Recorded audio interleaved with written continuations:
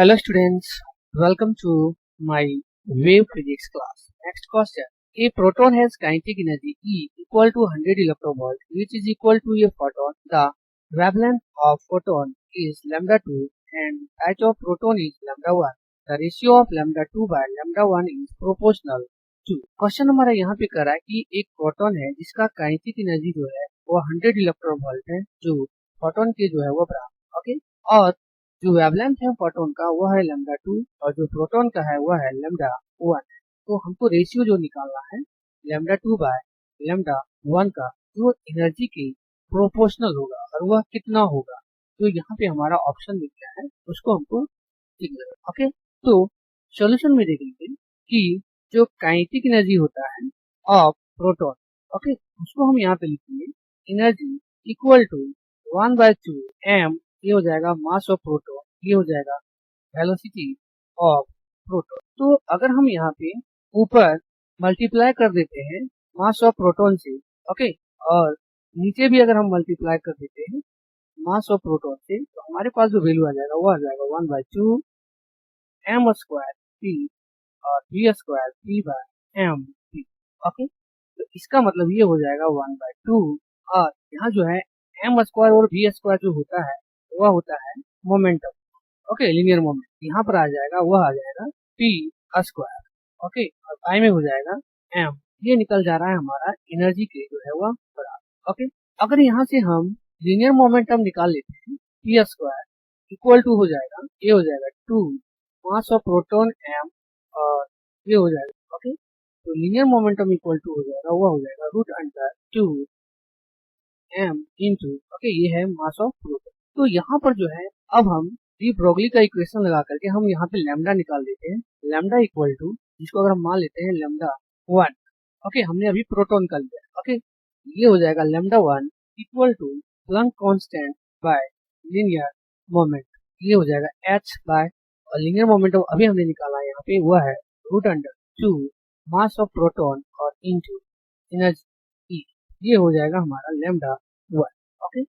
अब हम यहाँ पे आगे देखेंगे फोटोन की। तो फोटोन के पास जो एनर्जी होता है वह होता है E इक्वल टू h और यहाँ पे हम जो है वह फ्रीक्वेंसी ले लेते हैं ओके μ2। तो ये हो जाएगा h इसको हम कन्वर्ट कर देते हैं फ्रीक्वेंसी को ये आ जाता है c बाय लैम्डा 2 ओके। तो यहाँ से जो है हम लैम्डा 2 का वैल्यू निकाल देंगे और वह लैम्डा 2 का वैल्यू हो जाएगा h c बाय जो है वह E ओके। तो अगर इसको हम इक्वेशन 1 मान लेते हैं और इक्वेशन इसको हम 2 मान लेते हैं ओके। तो हमको जो रेशियो निकालना है वो लैम्डा 2 बाय लैम्डा 1 का निकालना है।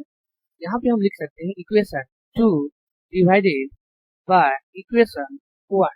तो इक्वेशन 2 जो है वो है लैम्डा 2 बाय और इक्वेशन 1 है वो है लैम्डा 1। तो लैम्डा 2 का वैल्यू जो है वो है h c बाय E और जो लैम्डा 1 का है वह है h by √2 mass of proton और एनर्जी।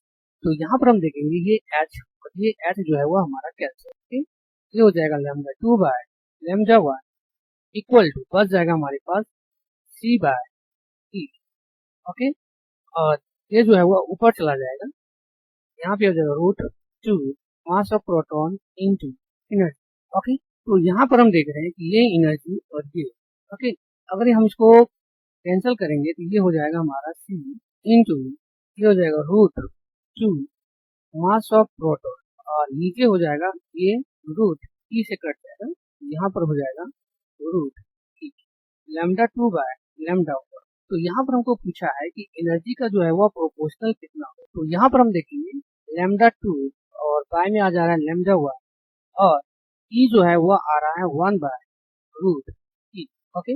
इसका मतलब लैम्डा 2 बाय लैम्डा 1 ये आ जाएगा हमारा e का पावर -1 बाय 2 ओके। इसका मतलब हम कह सकते हैं कि ये लैम्डा 2 बाय लैम्डा 1 जो है वह डायरेक्टली जो प्रोपोर्शनल वह है e का power -1 bye 2 okay.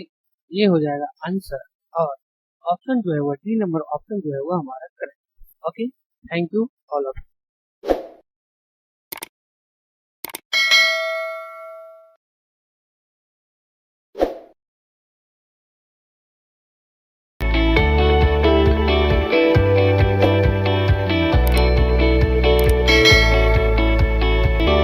Hello students, welcome to my wave physics class. Next question.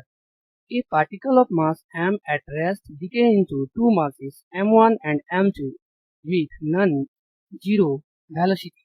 The ratio lambda1 by lambda2 of de Broglie wavelength of particle E.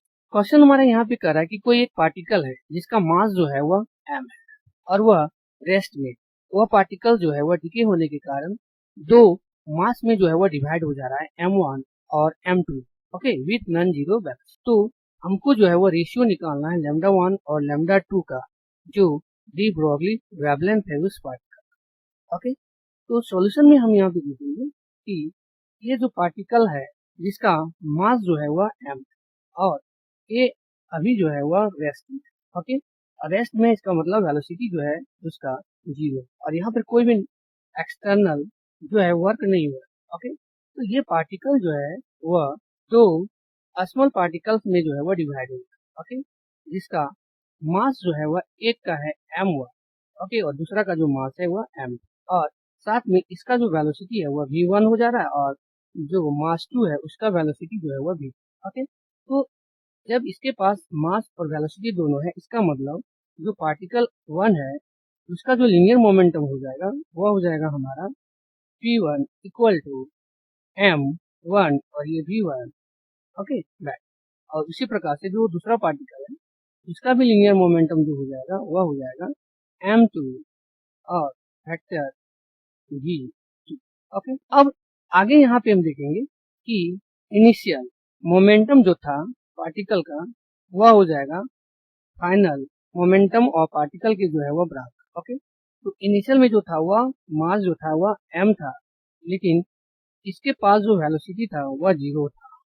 Okay, और यहाँ final में हो जाएगा डिके होने के बाद वह हो जाएगा linear momentum p1 plus linear momentum p2। Okay, ये हो जाएगा जीरो और यहाँ पे आ जाएगा हमारा, वो आ जाएगा m1 v1 vector plus m2 v vector 2।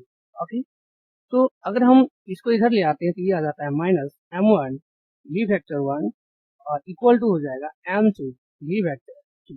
Okay, अगर यहाँ पे हम मॉडुलस लगा देते हैं दोनों में, ओके, यहाँ पे हम देख रहे हैं कि दोनों जो है वो अपोजिट डायरेक्शन में हमारा हो जाता है। यहाँ पर अगर हम मॉडुलस लगा देते हैं तो ये आ जाता है m1 v1 equal to, okay, m2 और v2, मैग्नीट्यूड जो है वह दोनों का सेट। अब यहाँ पे हम क्या करेंगे, दोनों साइड जो है वह हम प्लंक कांस्टेंट से जो है वो हम डिवाइड करेंगे। यहाँ पे हम लिख सकते हैं v divided by Planck constant h in both side.